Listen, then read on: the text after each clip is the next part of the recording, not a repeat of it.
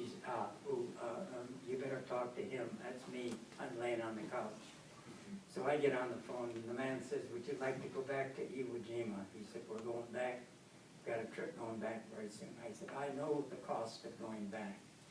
And I've been to so many reunions, I've been to 23 reunions with Marines already since 1966. I just as soon not go. He said, wait a minute, I want to fill you in on this. You leave your billfold at home. This is totally a 10-day trip. Everything's paid for. Your room, your food, travel, everything. And we're taking 10 Ohio State University students.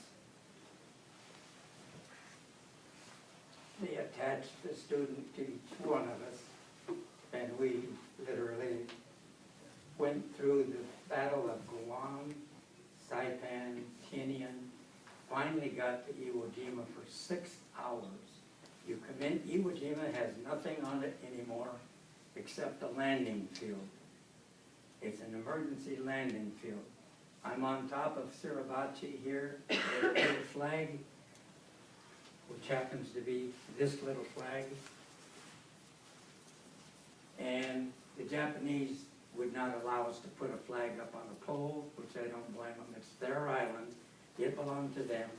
It was our island for a few years. We gave it back to them in 1968.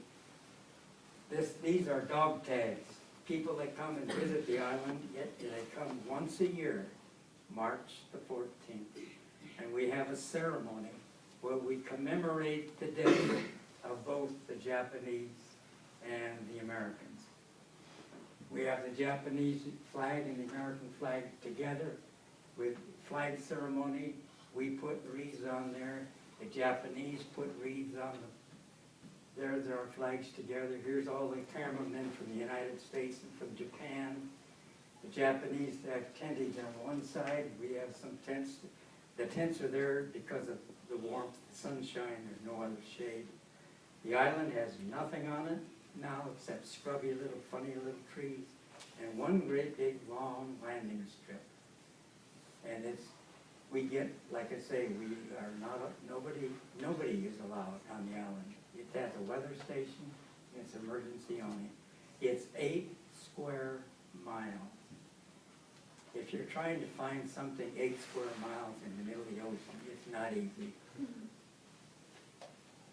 So there I am. This is my student. I still keep in touch with her. Happened to see her back in August when she's typically in Ohio, but she was in Madison, Wisconsin at that university studying through the summer.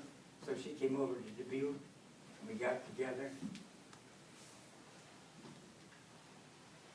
There they are on the beach. They are always taking pictures of everything.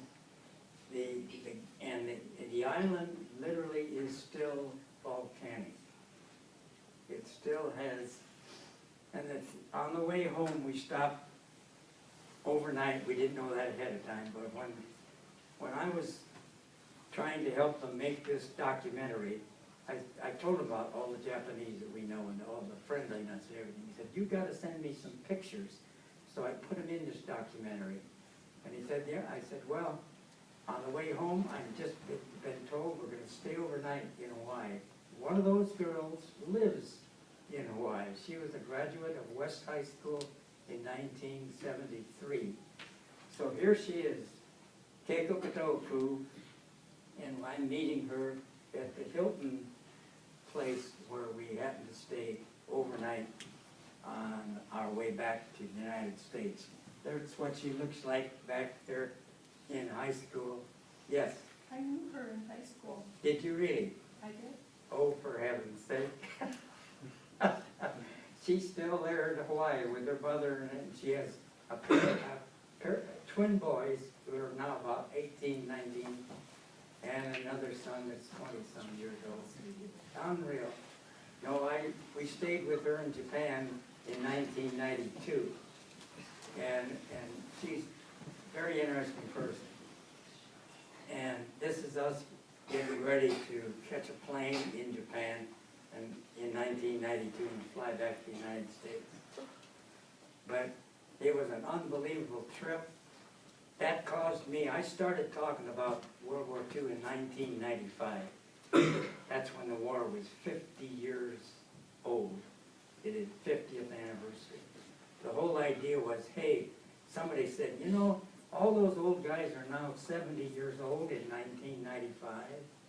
And if you don't get a story from them now, you're never going to get it. So you better go out and interview them, take tapes, do whatever else. And so I started speaking. Well, that dwelled down for a while, and then since I went back 2.5 years ago, I've given over 40 presentations. And I just gave one down in LaPorte on Monday, doing a couple here today. And I intend to keep going. My wife says, when are you going to stop talking? I said, well, when I can't talk anymore. When the brain shuts down and I don't know what I'm saying. So I appreciate you. You're a fantastic audience. Anybody have a question? I want some.